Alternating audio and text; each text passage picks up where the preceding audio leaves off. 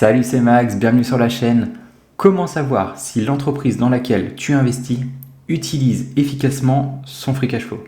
Eh bien justement, c'est la question à laquelle on va essayer de répondre ensemble.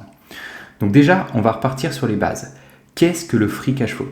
Donc le free cash flow qu'on appelle en français flux de trésorerie, en gros, c'est l'argent que réalise l'entreprise au cours d'une période donnée. Pour le calculer, tu as une méthode simple qui est l'argent entrant moins l'argent sortant. Ou si tu veux une méthode un peu plus compliquée, tu pars du chiffre d'affaires de l'entreprise, tu enlèves tous les frais qui sont liés à la création du produit ou du service. Ensuite, tu enlèves tous les frais annexes, donc ce qui est principalement les dépenses en marketing, la publicité, les frais généraux, la recherche et le développement. Tu enlèves de ça tout ce qui est amortissement et dépréciation d'actifs et tu vas avoir ici la base imposable. Donc tu retranches l'impôt sur les sociétés et là tu vas avoir déjà le résultat net. De ce résultat net, tu rajoutes tout ce qui est amortissement, dépréciation d'actifs, plus les changements en besoin en fonds de roulement.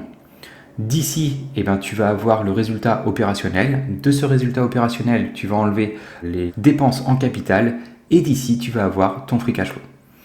Donc maintenant, le free cash flow, c'est vraiment moi une métrique que je regarde énormément parce que c'est le sang de l'entreprise. Et les gérants de l'entreprise vont pouvoir réaliser 5 choses avec le free cash flow.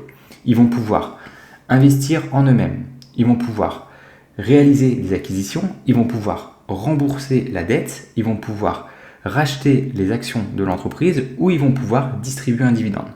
Donc vous voyez que c'est vraiment une métrique qui est importante. Et donc maintenant, comment savoir parmi ces 5 choses que l'entreprise peut faire, laquelle est la meilleure? Et bien moi j'ai créé ici un arbre de décision. On va passer sur mon second écran. Donc déjà moi la première question que je me pose c'est est-ce que le ROIC de l'entreprise est élevé? Donc en gros pour t'expliquer le ROIC, une entreprise pour financer ses activités, elle va devoir récupérer des capitaux. Et donc pour récupérer des capitaux, elle va avoir 2 choix. Soit elle va émettre des actions, dans ce cas-là c'est ce qu'on appelle en gros les capitaux propres, soit elle va emprunter sur le marché obligataire. Et dans ce cas-là, donc elle va réaliser des emprunts et donc elle va émettre une dette. Et donc quand vous avez à la fois les capitaux propres et l'argent qui est issu de la dette, des emprunts, le ROIC, ça va calculer la rentabilité pour chaque euro investi issu des capitaux propres et de la dette, combien l'entreprise en génère. Donc plus le ROIC est élevé, plus l'entreprise génère d'argent. Donc la première question que je me pose, c'est si le ROIC est élevé, si c'est le cas, dans ce cas-là, la chose que l'entreprise devrait réaliser, c'est réinvestir en elle-même. Plus elle va réinvestir, ça fera en fait un effet boule de neige. L'entreprise va investir 1 euro, par exemple, avec un ROIC de 50%. Si elle réinvestit 1 euro, elle va générer 50 centimes.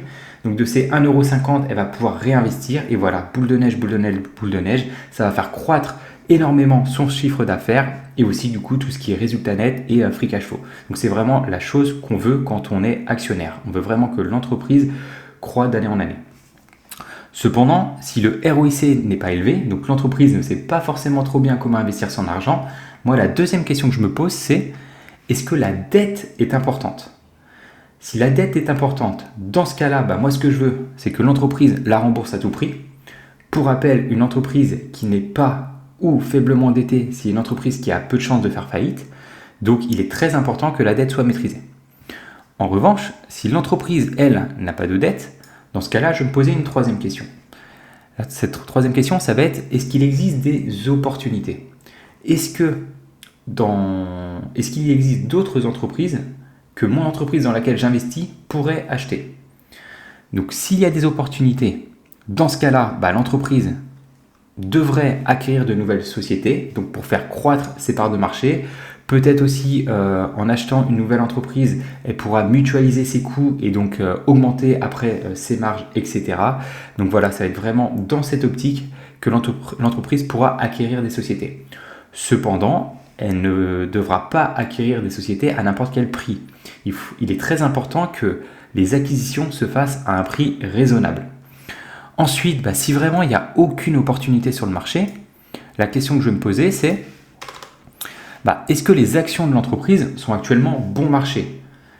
Si actuellement l'action de l'entreprise est bon marché, dans ce cas-là, l'entreprise devrait bien entendu racheter ses propres actions. Si par exemple, on va dire que la valeur intrinsèque de l'action est de 100 $ et qu'on souhaite réaliser un rendement de 9% annualisé chaque année, donc voilà, si vous payez 100 $, vous réaliserez chaque année 9% de rendement sur votre action, donc elle va s'apprécier de 9%.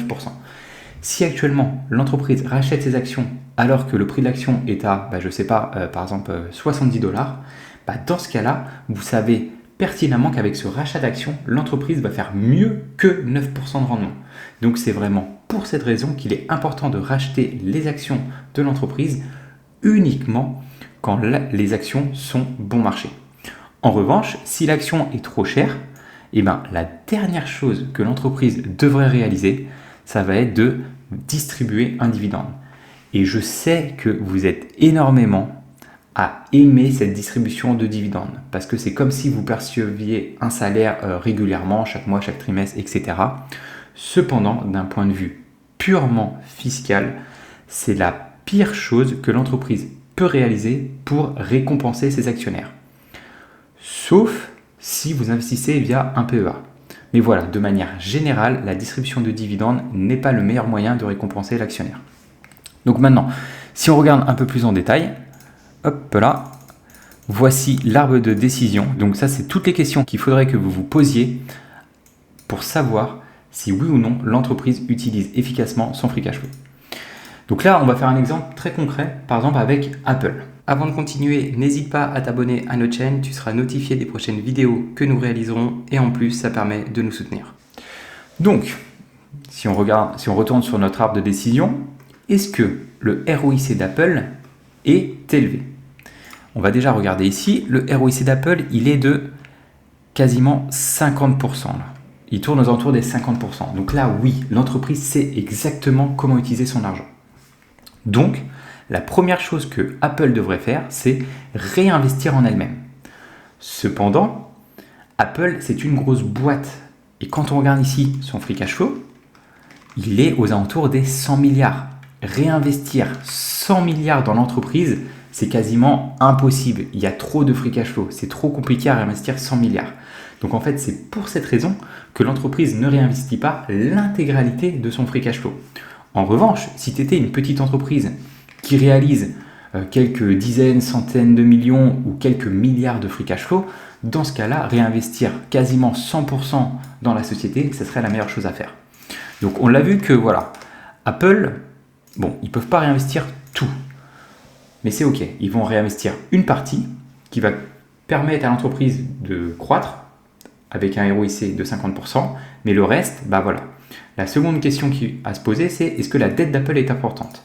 Si on regarde au niveau de la dette, hop, je vais aller ici rapidement pour le calcul. Voilà, la dette long terme est entre 1 et 2 années. Pour rappel, moi j'estime que la dette est maîtrisée si l'entreprise est en mesure de la rembourser en moins de 5 années. Donc là, Apple n'est pas endettée, donc elle n'a pas besoin en fait de rembourser sa dette. Donc maintenant, la troisième question, c'est est-ce qu'il existe des opportunités? On va voir si Apple a réussi à trouver des opportunités. On va aller ici au niveau du cash flow. Hop. Les acquisitions ici. Et comme on peut le voir, l'entreprise a réalisé des acquisitions. Hop. Au cours des dernières années. Cependant, regardez le montant. C'est des montants ridicules. On parle de quelques centaines de millions, voire quelques milliards. Pour une entreprise qui génère 100 milliards de free cash flow, c'est que dalle. Donc là, l'entreprise, oui, elle réalise des acquisitions, mais pareil, racheter pour 100 milliards, c'est trop compliqué. Donc, il lui reste encore du free cash flow. Maintenant, est-ce que l'action de l'entreprise est bon marché? On va regarder ici rapidement. Son PER-PCF, donc le PER, il tourne autour des 35-40. Son PCF, lui, il tourne ici autour des 35. Donc là, on ne peut pas dire que l'action soit bon marché. On va regarder, est-ce que l'entreprise rachète quand même ses actions? On peut voir ici que oui, regardez, entre 2014 ici et cette année 2023, l'entreprise a racheté ses actions. Au cours des 5 dernières années, ça correspond ici à un rachat de 11%. Donc voilà, l'entreprise rachète ses actions, mais pas forcément beaucoup. Donc ça, c'est ok. Si l'entreprise avait racheté énormément de ses actions, là, je me serais dit, là, franchement, Apple, tu n'utilises pas forcément de la meilleure manière tes sous. Parce que investir quand l'entreprise a un PER comme ça, aux alentours des 35, là, autant dire que oui, l'action est trop surévaluée. Donc forcément, si tu surpayes un investissement, tu ne pourras pas réaliser de bon rendement. Donc ok, là on va dire qu'Apple c'est à peu près ce qui est fait. Et maintenant la dernière solution c'est est-ce que tu distribues un dividende?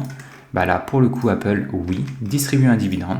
Vu qu'il lui restait encore du free cash flow, eh ben, elle a décidé d'utiliser 15 milliards, donc ce qui correspond en gros à 15% de son free cash flow pour le verser à ses actionnaires sous forme de dividende.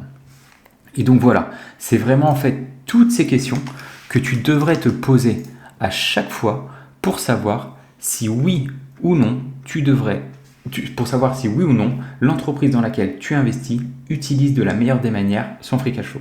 Donc voilà, j'espère que tu as apprécié cette vidéo. Si tu as la moindre question, n'hésite pas à la poser dans les commentaires. Ça sera avec plaisir que j'y répondrai. Le plus important, ce n'est pas d'avoir l'air bête auprès des autres, mais d'être sûr d'avoir bien compris cette notion. Dans tous les cas, nous on se retrouve dans une prochaine vidéo. Ciao!